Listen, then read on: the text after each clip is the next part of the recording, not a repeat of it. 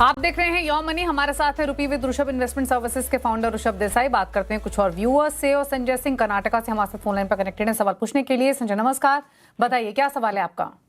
नमस्कार मैडम, मैं 2027 next year retire होने वाला हूँ।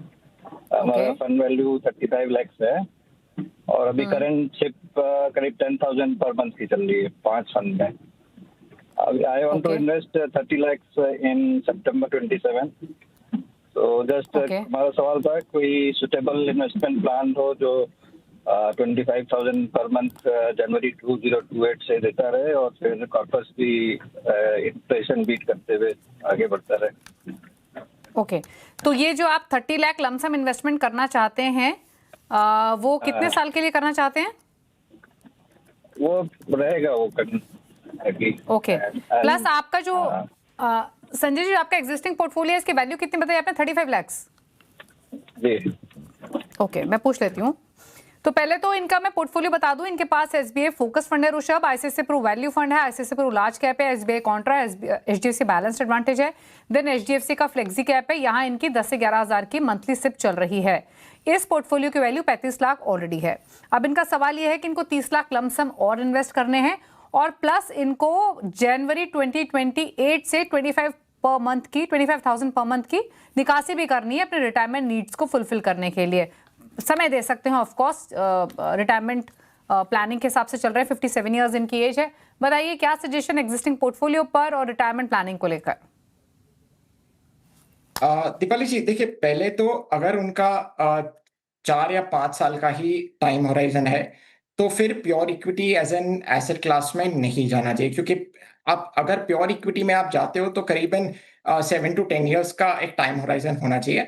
अगर आप एसआईपी कर रहे हो और 4 या 5 साल का समय है तो फिर आप हाइब्रिड म्यूचुअल फंड्स में आप निवेश कर सकते हो। सो मेरा रिकमेंडेशन ये है कि आप प्योर इक्विटी म्यूचुअल फंड से निकल के dynamic asset allocation mutual funds में आप निवेश कर सकते हो। मैं चाहूंगा कि 2 फंड्स है, ICICI prudential balance advantage fund और ईडलवाइज बैलेंस एडवांटेज फंड।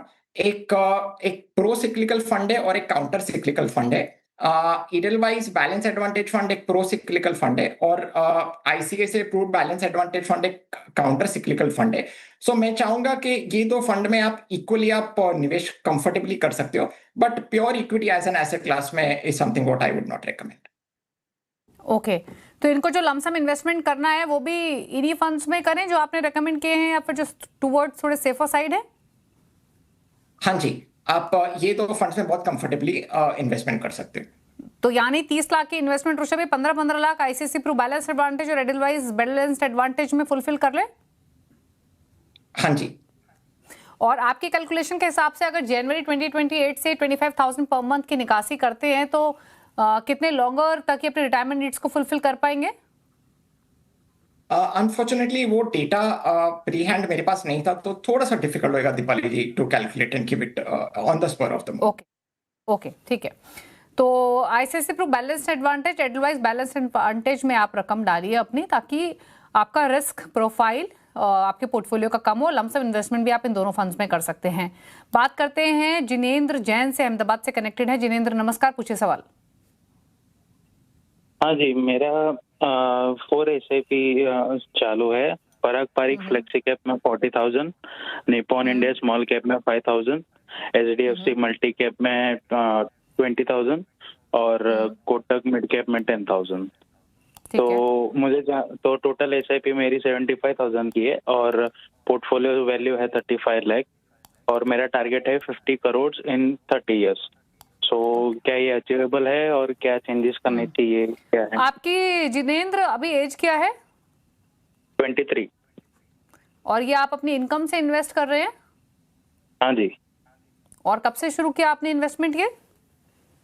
मैंने बीच में लमसम भी डाला हुआ था, सो 3 साल हो गए हैं। ओके, तो पहली बात तो 23 इयर्स के जिनेंद्र से काफी कुछ बाकी इन्वेस्टर्स को भी ऋषभ सीखना चाहिए, क्योंकि 23 साल की उम्र में 35 लाख का कॉर्पस है इनके पास, 50 करोड़ का टारगेट लेके चल रहे हैं 30 साल के लिए। और इंटरेस्टिंग ये है कि 75,000 की सिप कर रहे हैं, विच इज साइजेबल अमाउंट।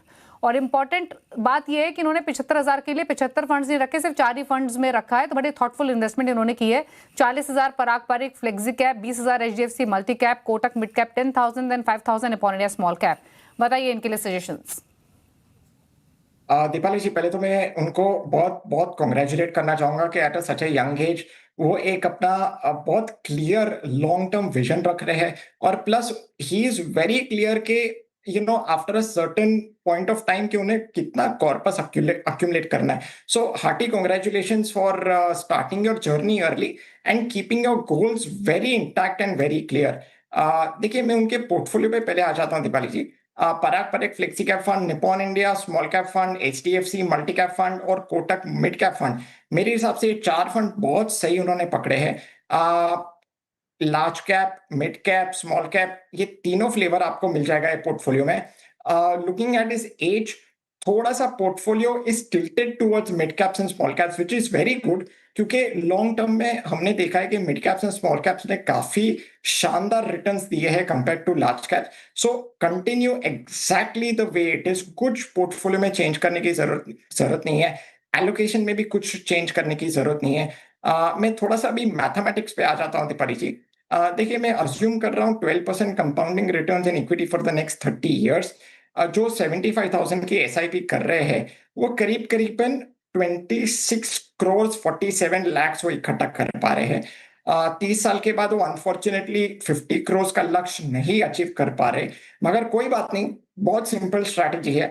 आपको एवरी ईयर सिर्फ 10% का SIP टॉपअप करना है, आप बहुत कंफर्टेबली 50 करोड़ अचीव कर जाएंगे। सी 10% is not a big amount. जैसा जैसा आपका सैलरी बढ़ते जाएगा आप कंफर्टेबली, आप शुरुआत में अगर 10% नहीं कर सकते हो तो भी नो प्रॉब्लम, आप 5% से शुरुआत करिए। मगर आफ्टर अ फ्यू इयर्स, जैसे जैसे आपकी सैलरी अच्छी बढ़ जाए और आपके खर्चे भी काफी स्टेबलाइज हो जाए, तो मैं चाहूंगा कि 10% का आप एनुअल SIP टॉपअप करें, तो आफ्टर 30 इयर्स, 30 to 35 इयर्स काफी कंफर्टेबली 50 करोड़ अचीव कर पाएंगे। But again, hearty congratulations to him. Okay, चलिए, तो ये रही सलाह जिनेंद्र आपके लिए। थैंक यू ऋषभ आने के लिए शो में। फटाफट से बता दीजिए अपने टॉप 4 फंड्स। दीपाली जी, क्योंकि आज हमने कंजर्वेटिव इन्वेस्टर्स और कंजर्वेटिव पोर्टफोलियो के बारे में हमने डिस्कस किया है, तो मेरे top 4 funds for conservative investors इस तरीके से है। Number 1 ICICI Prudential corporate bond fund, number 2 Kotak corporate bond fund. ये दोनों ट्रेडिशनल डेट म्यूचुअल फंड्स है। और थोड़ा सा अभी जो मैंने टैक्स बेनिफिट की बात की, अगर टैक्स बेनिफिट अवेल करना है कंजर्वेटिव इन्वेस्टर्स को, तो HDFC income plus arbitrage fund और ईडलवाइज इक्विटी सेविंग्स फंड, ये दो funds are very good from a tax efficiency point of view. So traditional debt mutual funds plus conservative hybrid mutual funds का एक बहुत अच्छा ये पोर्टफोलियो मेरे हिसाब से बन रहा है। ठीक है, चलिए, शुक्रिया ऋषभ आपका ये टॉप 4 फंड्स बताने के लिए। इसी के साथ एक ब्रेक के लिए रुक रहे हैं ऑमनी में, और ब्रेक के उस पार भी खबरें जारी हैं। नमस्कार।